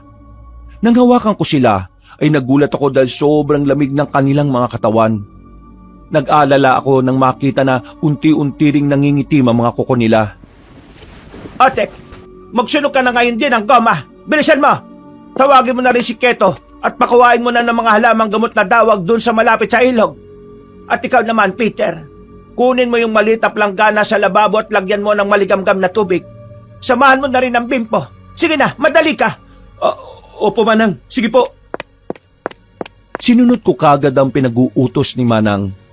Nagdala ko ng malitap langgana na may lamang maligamgam na tubig. Inutusan ako ng matandang babae na punasan ng salita ng dalawa kong katrabaho na ginawa ko naman. Ilang saglit pa, lumabas muna si Manang May sa silid. Pagbalik ay may dala na siyang langis mula sa garapon. Nagpatak siya ng kaunti sa planggana at ang iba naman ay pinahid niya sa kanyang kamay. Bago parehong pinahiran ni na Simon at Parker sa ulo. Naglalaban ng init at lamig ng mga katawan nila. Ano pong ibig sabihin nun? Malalakas ang resistensya nila. Nilalabanan nila ang pagkayanggaw, kaya hindi sila basta-basta susuko. Hindi sila basta-basta magiging mga aswang. Palaban po talaga sila eh. Kaya salamat naman sa Diyos. Wag na muna tayong magpakasaya at makampante. Hanggat hindi natin natutunton kung sino ang may gawa nito, hindi pa sila ligtas. Bubulungan at bubulungan sila ng yanggaw hanggang sa mapasuko ang kanilang loob. Hindi sila titigilan hanggat hindi sila sumusuko laban sa sumpa. Marami pang sinabi si Manang May patungkol sa mga nayanggaw at iba pang uri ng aswang at alagad ng kadiliman. Marami akong natutunan at nalaman ko rin na isa pala siyang manggagamot ng herbal na medisina. Nakilala sa kanilang lugar bilang babaylan. Yun nga lang ay hindi ganun kakumpleto ang kaalaman ng matandang babae dahil namatay na ang tagaturo niya noon. Nagsikap na lang siyang mag-aral at natutunan niya rin ang ibang kaalaman sa mga ibang albularyo na nakakasalamuha niya. Hindi man siya ganun kahusay pero may kakaya naman siya kahit papaano, lalo na pagdating sa pangontra. Higit kalahating oras ay dumating na ang mag-amang Mang Otek at Keto. Dawag na itim at iba pang halamang gamot ang dala. Ang dawag na itim ay isang uri ng baging na may kakayahang mapalabas sa tunay na anyo ang isang aswang. Ito ang gagamitin natin para masilo ang aswang. Salamat po. Umaasa ako na gagaling sila. Mas manalig ka sa Diyos dahil siya ang may kakayahan para mapagaling ang mga katulad ng nangyayari ngayon sa mga kaibigan mo. Instrumento lang ang mga katulad ko. Opo, salamat nga rin po sa Diyos. Inutusan na nga ulit ni Manang May si Mang Otek na magsunog ng gulong. Kami naman ni Keto ay umantabay lang ng gagawin ng matandang babaeng manggagamot. Tinali din muna namin ng mahigpit sina Simon at Parker. Dahil kabanong, ang sabi ni Manang May, kapag daw nagising ang dalawa, ay siguradong bigla na lang silang mananalakay dahil sa pagkatakam. Kumalat na kasi ang epekto ng pagkayanggaw base sa itsura ng mga itim na ugat sa katawan nila. Pagkatapos namin silang itali, gumilid na kami at pinagmasdan ang gagawin ng manggagamot. Mula sa planggana ay hinagis niya ang mga halamang gamot na pinagpira-piraso. Piniga-piga niya ito hanggang sa kumataas at mag-iba na ang kulay ng tubig. Nang sapat na ang katas para roon, ay isinantabi na niya ang halamang gamot. Saka muling hinalo ang maliit na planggana. Umantabay lang kami ulit sa kanya hanggang sa nagsimula na ang ritual. Nangilabot ako kabanong habang pinakikinggan ng kakaibang salita. Para yung Latin, pero mas malalim na mas nakakapanindig ng balahibo. Pasimple akong napayakap sa sarili habang pinagmamasdan sina Simon at Parker na parehong umuungot-ungot na naman. Ilang beses niyang inulit ang nakakakilabot na salita at nang matapos na ay saka siya tumingin sa amin. Sigurado akong may mangyayari mamaya. At kahit na anong mangyari, wag na wag kayong makikinig sa sasabihin ng mga kaibigan mo. Naintindihan mo ba? Opo, Manang. Magsisimula na ako sa ikalawang dasal. Magdasal na lang din kayo ng sarili nyo at manatiling nakaantabay. Pagtango namin ni Keto ay kumuha ng lampara matandang babaeng manggagamot. Pagkatapos ay nagsimula na siya ulit sa ritual. Uyog sang gabi, ibulgar ang nagtagot, sang dugo nga nagtubo, ipakita ang nagluwal. Pagkatapos ay Sinindihan niya ang nasabing lampara at pinatong sa ibabaw ng maliit na planggana. Gulat na gulat ako, Kabanong, dahil habang kumikislap ang apoy ay unti-unting lumabo ang tubig hanggang sa mangitim ito.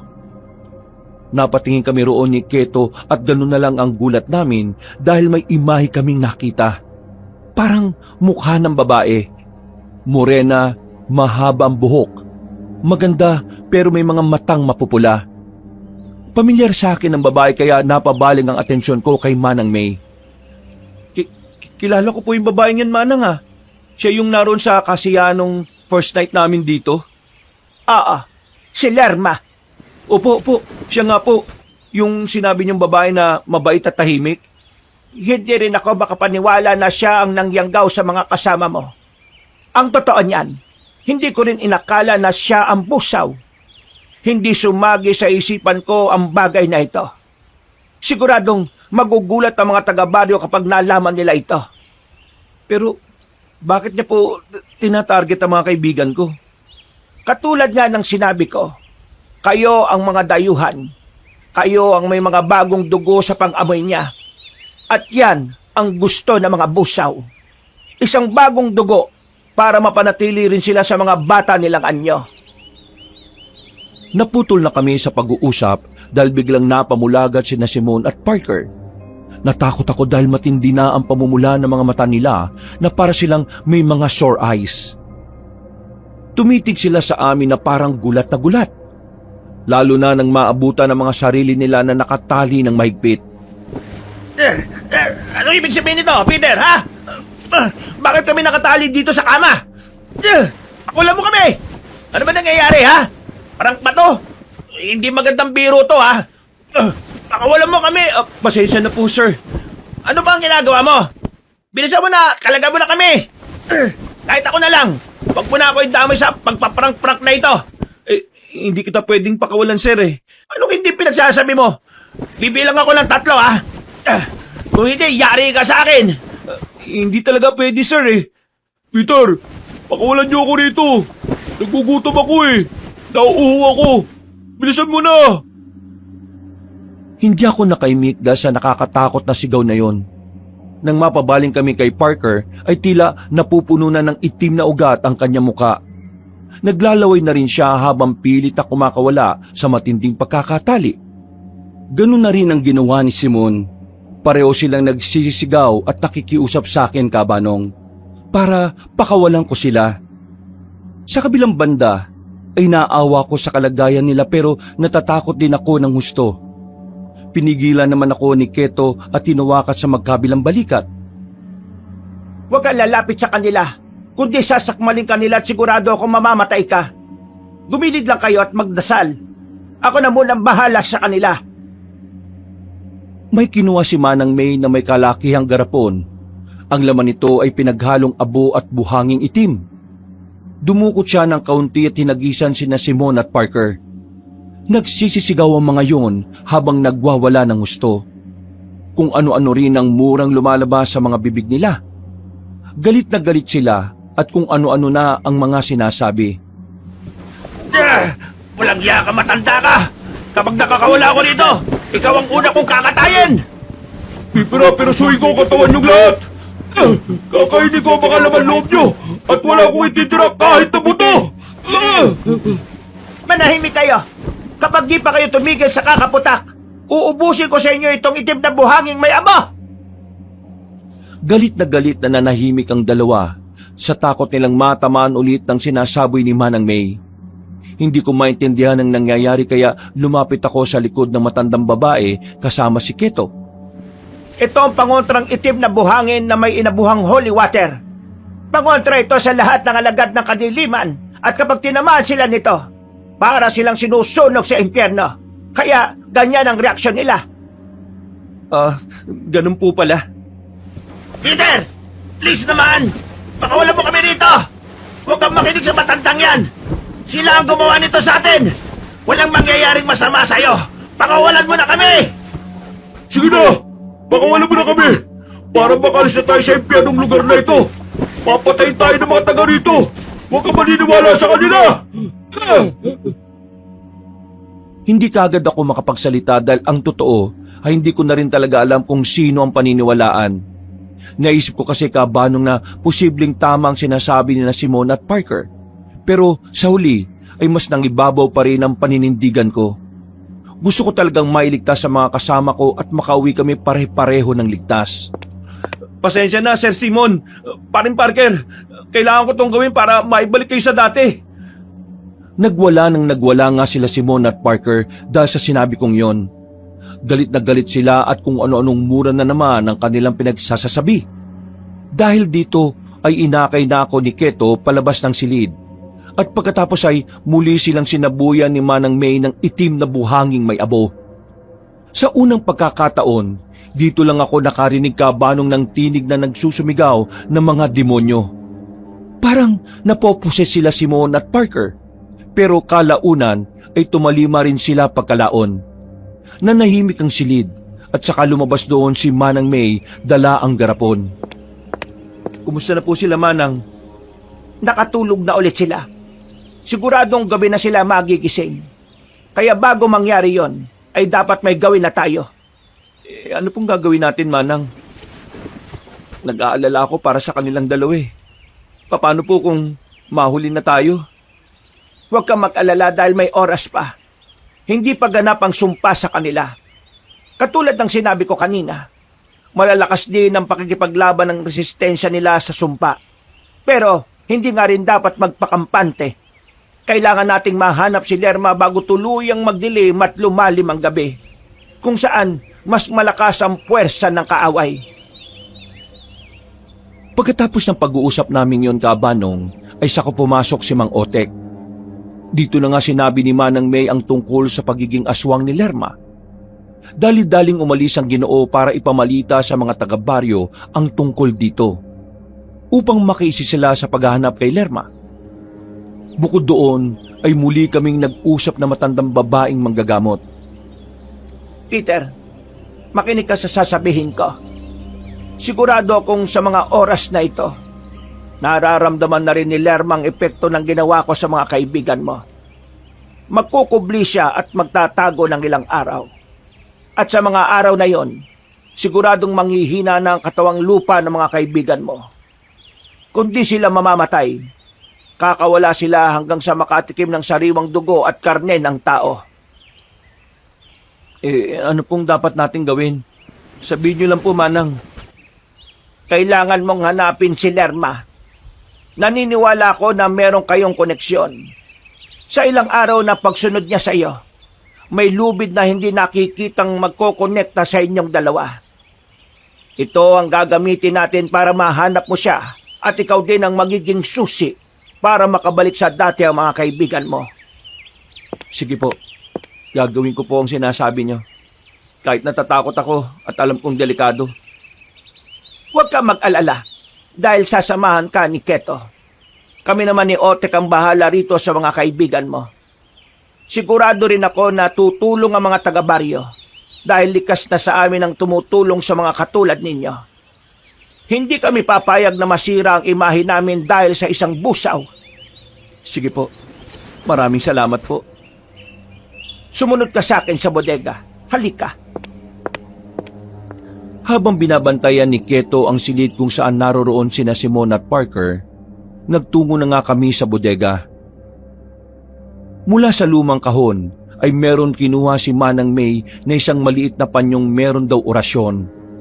At sa loob nito ay merong lumang kutsilyo na nangingintab sa pagkatansok. Hindi basta-basta nasusugatan ang mga busaw. Pero dahil galing sa sinaunang babayla ng kutsilyo natin, may bahay dito ng orasyon at siguradong magiging ordinaryo lang ang balat ng aswang na yon kapag ito ang ginamit mo. Habang ginagawa namin ng paraan dito ang kaibigan mo na hindi malukob ng sumpa, dapat mapatay mo si Lerma sa lalong madaling panahon. Sige po, gagawin ko po makakaya ko, Manang. Mabuti, dahil kung hindi, pare-pareho tayong malalagay sa alanganin. Hindi na dapat dumami pa o mga nakang aswang sa lugar na ito. Hindi ko alam kung paano ako magkakaroon ng lakas ng loob pero tumango ako. Sa isip ko ay naghahalo matinding takot at determinasyon. Tinatanim ko na lang sa puso ko na hindi ko kayang pabayaan sina Simone at Parker, kaya dapat kong gawin ang delikadong bagay na ito. Pagbalik namin sa kwarto ay nahihimbing pa rin ng tulog ang dalawa. Sinabi na nga ni Manang May kay Keto ang dapat gawin, kaya naganda na rin siya ng mga dadalhin at iba pang sandata. Kumpiyansa din naman ako dahil sa laki ng pangangatawan ni Keto. Sanay din siya sa laban lalo na nang nalaman ko mula kay Mang Otek na minsan siyang nakipagpambuno noon sa galit na kalabaw. Napatay niya ang kalabaw na walang gamit na kahit na anong patalim. Talagang lakas sa lakas lang ang tunggalian nila. Kaya pala, naririnig ko noong nakaraan na tinatawag siyang Haring Kalabaw ng mga taga roon. Dahil nga sa napatay niya ang kalabaw. Pagkatapos naming mananghalian, ay naganda na kami ni Keto. Paalis pa lang kami nang may dumating na 3 pang kalalakihan. Sila ang magpipinsan na sina Dawo, Oreg at Gano. Nakita ko na sila noong gabi sa kasiyahan at nakasayawan din, kaya hindi na ako nailang sa kanila. Natuwa pa nga ako dahil ginusto nilang tumulong. Mabait daw kasi sa kanila sina Simone at Parker. Peter, huwag mong iwawaglit sa kamay mo ang pandakaki. Malaking tulong yan sa pakikipagsagupan nyo. Huwag ka na rin masyadong mangambadal bukod kay Keto. Kasama nyo na rin ang magpipinsang sina Dawo, Oreg at Gano. Magtatagumpay kayo. Basta sundin mo ang mga tanda at huwag kang padadala sa takot. Tandaan mo na ang tapang ay sandata rin. Lalong higit ang pananalig sa may kapal. Opo, Manang. Tatandaan ko po ang lahat ng sinabi niyo. Matapos naming marinig ang mga pangaral, pag-aalauna na ng tanghali ay nagtungo na kami sa pinakadulo ng baryo kung saan nakatira si Lerma. Higit kalahating oras din bago kami makarating doon. At katulad ng inaasahan na namin, wala na kaming nadatnan sa kanyang bahay. Dahil dito ay sinunod ko nga ang sinabi ni Manang May. Pumikit ako at inisip lang ang busaw na nakaengkwentro ko noon. Maya-maya lang, hindi ko rin alam kung paano nangyari pero kitang-kita ko talaga sa isipan ko ang isang pulang lubid na tila nag-uugnay sa amin ng nasabing aswang. Mga kasama, totoo nga sinabi ni Manang May. Alam ko na kung nasaan si Lerma. Nasa kagubatan siya. Dito sa likod ng kanyang bahay. Doon natin siya hanapin. Walang pag-aalinlangan na tumango ang mga kasama ko. Kitang-kita ko ang tapang sa kanila. Kung tutuusin nga, ay ako lang yata ang nakakaramdam ng takot na itinatago ko lang. Pagpasok namin sa kakahuyan, ay tila nag-iba ang ambiance ng kapaligiran. Binalot kami ng matinding katahimikan at pakiramdam ko ay nasa ibang mundo na kami. Ganito pala ang pakiramdam ng merong tinutugis na aswang. Noon sa mga horror films ko lang nakikita ang mga ganito. Hindi ko akalain na ako na mismo ang dadanas. Habang papalalim kaming 5 sa gubat, napansin kong may kakaibang amoy na sumisingaw sa paligid. Ganitong-ganito ang amoy na yon nung una kong makita ang busaw. Kaya sigurado kong nasa paligid lang siya ngayon. Sumenyas ako kay Keto at si Keto naman ay sumenyas sa magpipinsan. Huminto kami at nagmatsyag sa mapunong paligid. Naamoy niyo ba yun, mga kasama? Yun ang amoy ng busaw nung una ko siyang makita. Kaya sigurado ko ngayon na nasa paligid lang siya. Hindi pa man ako natatapos sa pagsasalita ay nakarinig na nga kami ng kaluskos mula sa hindi kalayuan. Sabay-sabay kaming napatingin doon kung saan nakita namin ang itim na anino na mabilis na tumatakbo at nagtago sa mga halaman. Ayun, nandun! Nakita ko siyang tumakbo ron! Nagulat ako na makakasunod na tumakbo ng mabilisin na Dawo, Oreg at Gano papunta sa tinuro kong lugar. Nakarinig na rin kami ng pag-ungol ng kung anong nilalang pero nakatakas din yung kaagad. Nawala na rin kasi ang napakabahong amoy kaya pinatigil ko na sa paghahabol ang magpipinsan. Napalingon ako kay Keto na tumango lang sa akin. Pagkalaon ay may nakita kaming bato. Tumungtong ako roon at iginala ang paningin. Pagkatapos ay muli akong pumikit at inisip ang busaw hanggang sa makita ko na naman ang lubid na nagkokonekta sa aming dalawa. Lerma! Magpakita ka na sa amin! Alam ko naman na ako lang talaga ang pakay mo eh. Hindi mo na kailangang idamay pa ang mga kaibigan ko. Lumabas ka na! Tapusin na natin to! Huwag ka magpakaduwag na tago ng tago, busaw!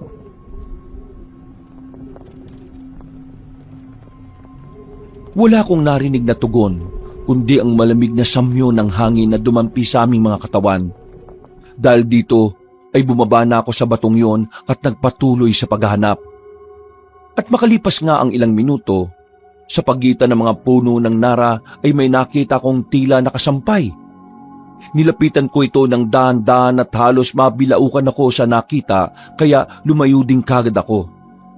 Natutop namin ang aming mga bibig habang pinagmamasdan ng natutuyong balat ng tao na nakabitin sa sanga. Marami yon at ang ilan ay tila basa pa sa dugo na parang bagong hubad mula sa katawan. Nakita ko kanina sa isip ko, kaya nasisiguro kong malapit lang rito si Lerma sa paligid natin. Maging maingat tayong lahat, guys! Pagtangon nila ay muli akong naggala ng tingin sa paligid.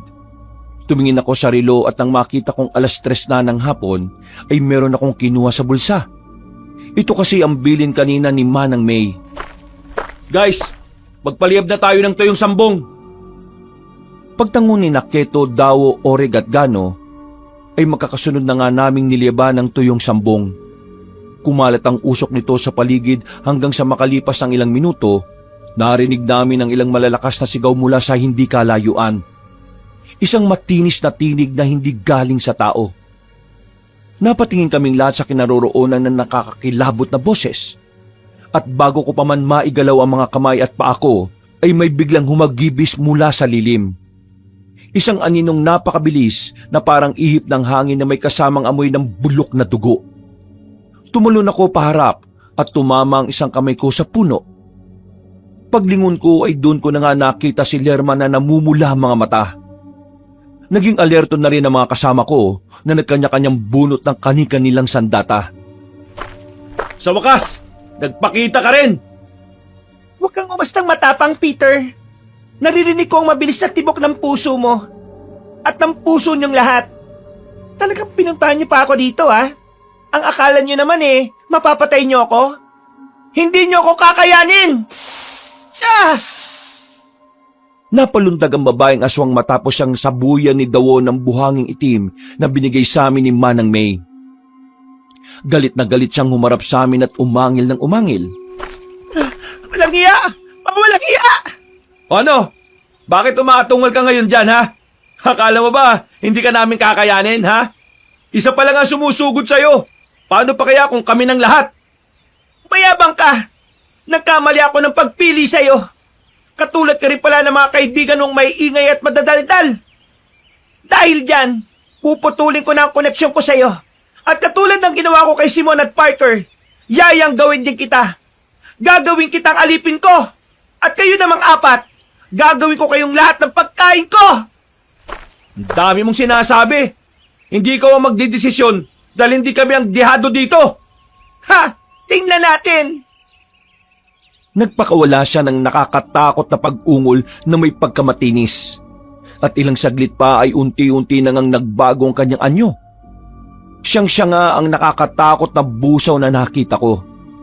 Umalingasaw ang nakakasukan niyang amoy. Lumit siya at nangintab sa pagkaitim ang mga balat. Tumalim ang mga kuko at ngipin. Bumagsak ang mga mata at umusli ang dilang naglalaway. Magdasal-dasal na kayo dahil ang gubat lang ang nakakaalam kung paano ko kayo papatayin lahat! Ang dami mong ebas!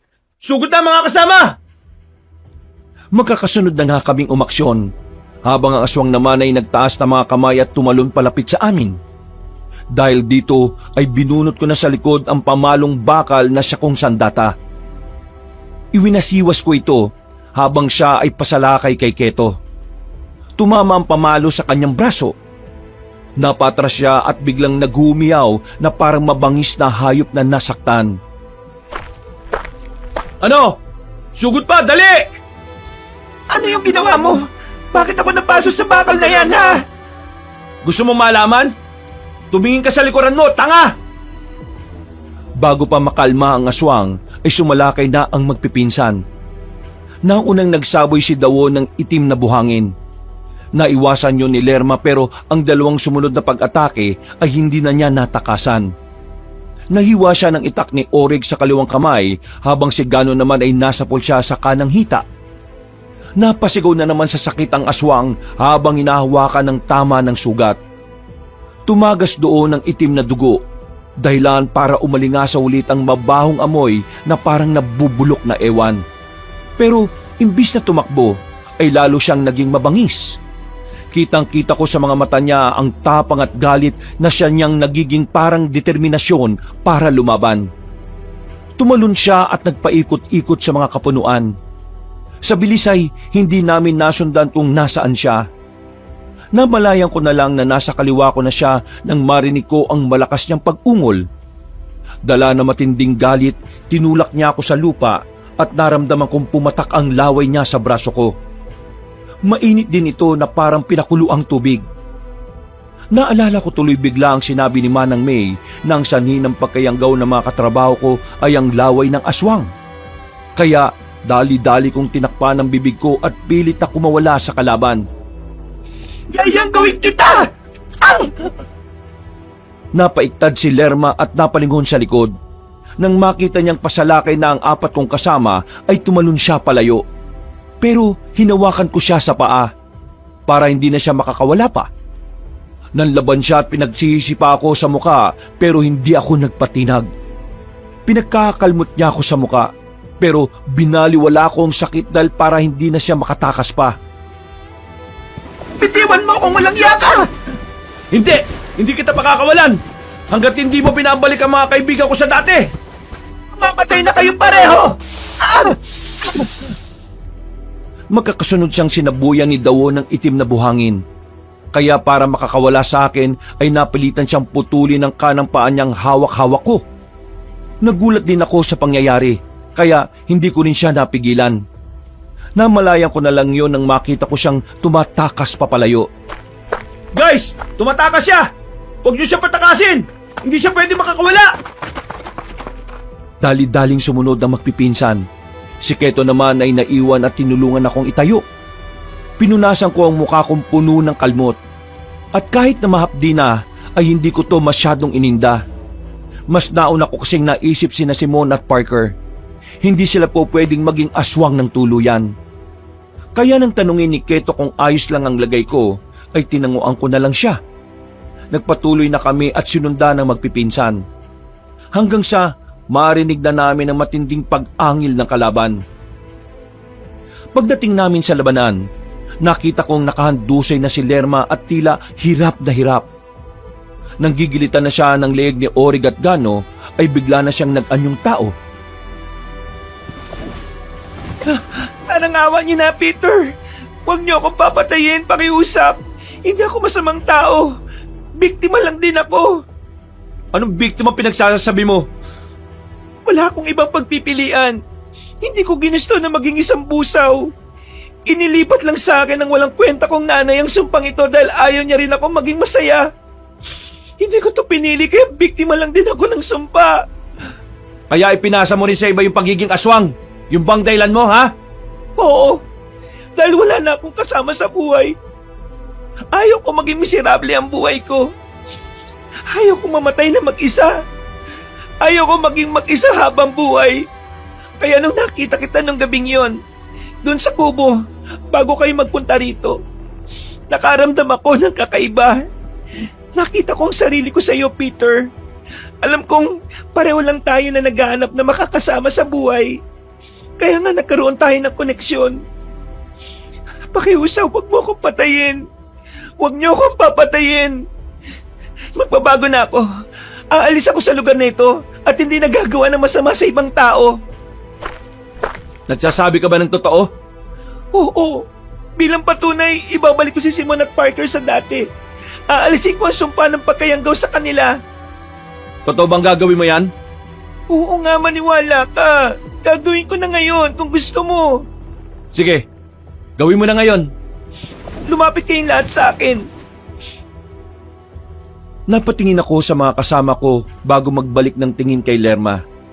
Pagkatapos ay muli kong naalala ang isa sa maraming bili ni Manang May bago namin tugisin ng aswang. Katulad ng ginawa ni na Simon at Parker kanina, kapag nasilo nyo na ang buso na si Lerma, gagawa siya ng paraan para mapaniwala kayo sa pandaraya niya.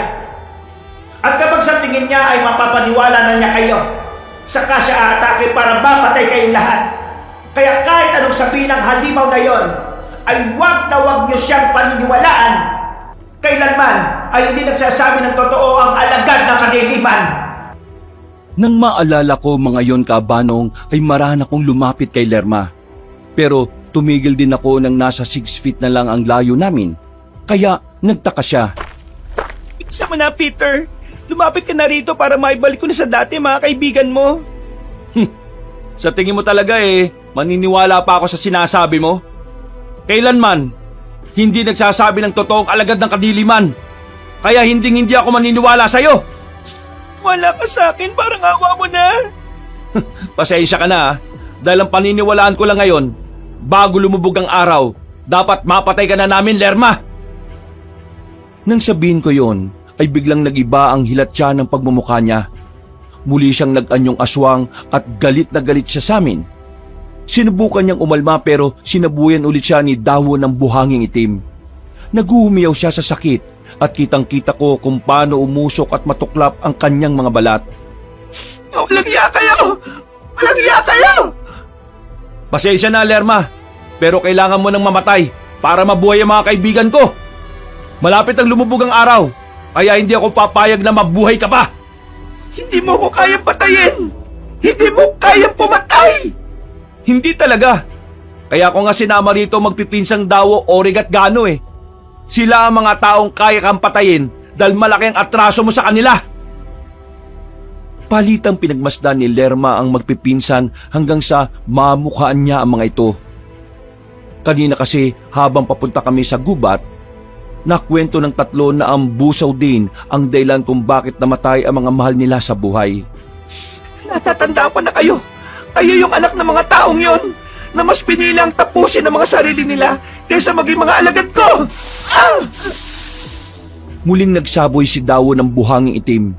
Sinundan naman ito ng pag-itak ni na Orig at Gano. Kami ni Keto ay pinagmasdan lang ang halimaw na pilit kumakawala sa magpipinsan.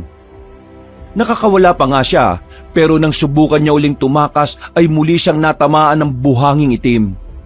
Umusok ang bahagi ng kanyang muka, pero pinipilit niya pa rin makalayo sa amin.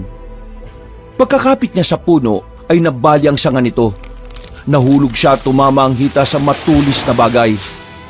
Tagos yun sa kanyang hita, kaya naghuhumiyaw siya ng husto na parang bata. Huwag kayo lalapit! Hindi niyo ako mapapatay! Hindi ako mamamatay dito!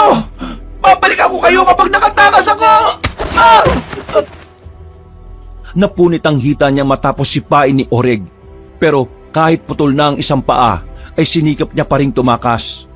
Yun nga lang ay hindi talaga siya tinigilan na magpipinsan. Ramdam na ramdam ko ang galit ng tatlo dahil sa nangyari sa mga mahal nila sa buhay. Sa kabilang banda, hindi ko rin alam kung bakit para akong nahahabag kay Lerma. Tama rin naman ang sinabi niya kanina na biktima lang din siya ng sumpa ng kanyang mga magulang. Tama na! Tigilan niyo na ako! Napapikit ako dahil hindi ito ang ini-expect kong laban. Sa mga horror films na napapanood ko kabanong, hindi ka maawa sa mga aswang o anumang alagad ng kadiliman. Pero sa pag-iyak ni Lerma, para na akong nahahabag talaga. Hindi ko alam kung deserve niya ba itong nangyayari ngayon sa kanya. Napabuntong hininga na lang ako at ang mapansin ni Keto ay tinapik-tapik niya ako sa balikat. Sinabi niya na rin na hindi talaga dapat kaawaan ng isang aswang o kahit na anong alagad ng kadiliman.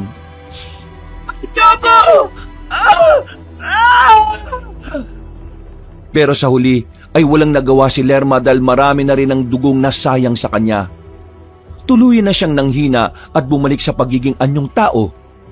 Hinayaan na namin siyang gumapang hanggang sa sinundan na lang siya ni Gano. at saka siya sinaksak sa likuran gamit ang itak. Isang nakakakilabot na pag-atungal ang umalingaw-ngaw sa buong kagubatan. Pasado 5:30 ng hapon at sa pagtatapos ng laban ay biglang kumulog. Ang langit ay tila nagdilim hanggang sa makita kong tila naghingalo pa rin si Lerma. Nagpupumilit pa rin siyang isalba ang sarili mula sa nalalapit niyang kamatayan. Dahan-dahan akong lumapit at inilabas ang panyong may orasyon. Mula roon ay kinuha ko ang kutsilyong nangingintab sa pagkatanso. Nang makita to ni Lerma, ay kitang-kita sa mga mata niya ang matinding takot. Nagpupumilit pa rin siya kahit habol hininga na. Umupo ako na hindi sumasayad sa lupa ang puwet. Pagkatapos, hinawakan ko ng mahigpit ang kutsilyo. Hindi ba sinabi mo sa amin na ayaw mo na maging malungkot, Lerma? At ito yung dahilan mo kaya ka nangyayanggaw ng ibang tao? Totoo na biktima ka ng sumpa ng mga magulang mo. Pero meron kang choice eh. Naging maganda ang pakikitungo sa iyo ng mga taga-baryo. Kahit ilang araw pa lang ako sa lugar na to, ramdam ko na yon dahil napakabait nilang lahat makitungo. Marunong sila makibagay.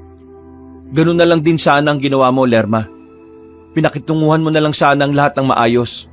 Kahit yung mga katulad naming na destino lang dito dahil sa trabaho. Totoong naaawa ako sa nakikita ko ngayon sa'yo. Pero dahil sa mas pinili mong maging masama, eto na yung hustisya na yon. Paalam na sa'yo, Lerma. Sa wakas, matatahimik ka na rin. Nakita ko ang sinserong pagpatak ng mga luha niya na iba kumpara kanina sa malakas niyang pagpalahaw. Itinihaya ko siya at dahan-dahang itinarak sa kanyang puso ang tansong kutsilyo. Muling kumulog at sinundan din ng pakidlat hanggang sa tuluyan na siyang malagutan ng hininga. Ilang saglit pa ay nakita namin na tila nalulusaw na ang kanyang katawan hanggang sa maging abo. Napaupo na lang ako ng tuluyang maglaho sa hangin ng pagkatao ni Lerma. Hindi ko talaga alam kung maiiyak ako o hindi. Pero isa lang ang naisip ko. Natapos na ang lahat at ligtas na ang buhay ng mga katrabaho at kaibigan ko. Bago pa lumubog ang araw ay bumalik na kami sa baryo. Pagdating sa tinutuluyan naming bahay ay naabutan ko na roon ng ilang mga taga-baryo. Sinalubong kami ni Mang Otek na nakangiti kaya tumakbo na ako kagad sa loob ng kwarto. Nagawa niyo, Peter! Salamat sa Diyos! Salamat talaga sa Diyos. Salamat din kay Keto at lalo na doon sa magpipinsan. Sa wakas, matatahimik na rin ang baryo. Ang totoo niyan naging daan din kayo para tuluyang matahimik ang baryo. Salamat din sa iyo. Salamat din po sa pag-aalaga kay Sir Simon at Parker. Kumusta na po sila? Ano ba nangyari? Bakit kami nakatali? Ano to? Bakit may ganito?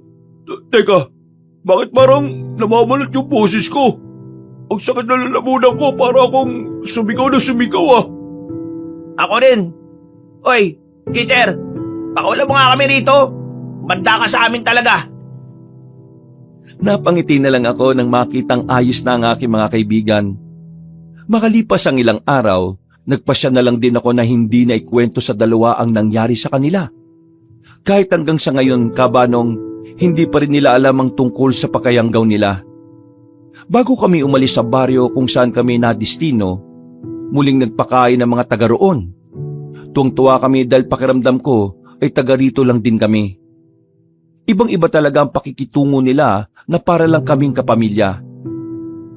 Pag-balik namin sa Metro Manila, marami ang nagbago sa akin. Mas lumalim ang pagtingin ko sa mundong mahiwaga.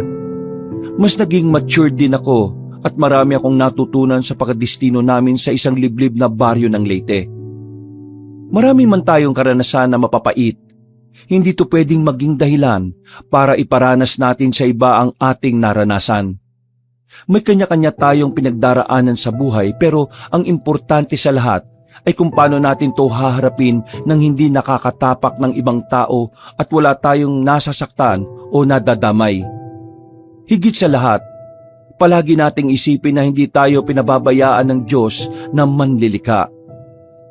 Sa anumang pagsubok ng buhay, siya ang magsisilbi nating gabay basta matuto lang tayong manalig at manampalataya sa Kanya.